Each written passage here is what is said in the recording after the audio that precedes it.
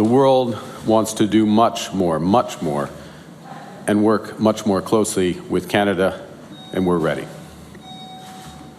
Now, on Monday morning, I, with colleagues, met with President Trump to discuss international priorities as part of the G7, but also to further negotiate a new economic and security partnership between Canada and the United States.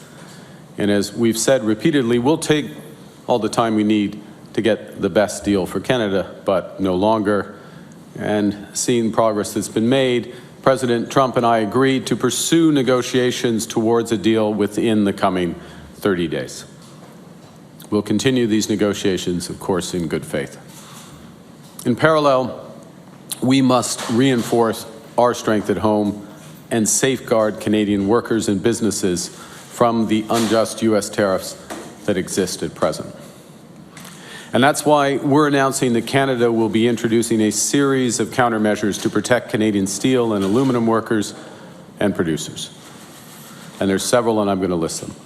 First, Canada will adjust its existing counter tariffs on U.S. steel and aluminum products on the 21st of July, at the end of that 30-day period, in other words. We're going to adjust them to levels consistent with the progress that's made at that point on the broader trading arrangements with the United States.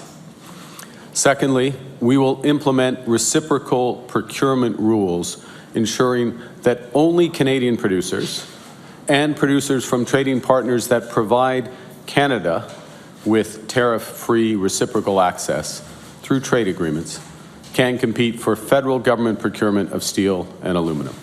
The Government of Canada will also review its remission framework for automobiles to favor the use of Canadian steel and aluminum in Canadian-made products. And finally, we're creating two government stakeholder task forces, one for steel, one for aluminum, to monitor trade and market trends and to better support government decision-making and workers going forward. Remind that the $10 billion large enterprise tariff loan facility remains open to help affected businesses access the liquidity they need and to return to financial resilience as the market stabilizes. In short, the government is responding to the impact of the unjust U.S. tariffs with multiple tools. We will review our response as the negotiations progress. I'll be meeting with the premiers of the provinces and territories tomorrow to discuss this response and our broader coordination going forward.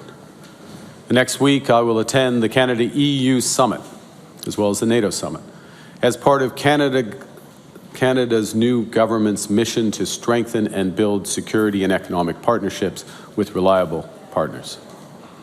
And this week, in this House, the Parliament has the opportunity to pass the core of our domestic economic response, the One Canadian Economy Act, because together, we as Canadians can give ourselves far more than the Americans can ever take away. Steel and aluminum workers are on the front lines of this trade crisis.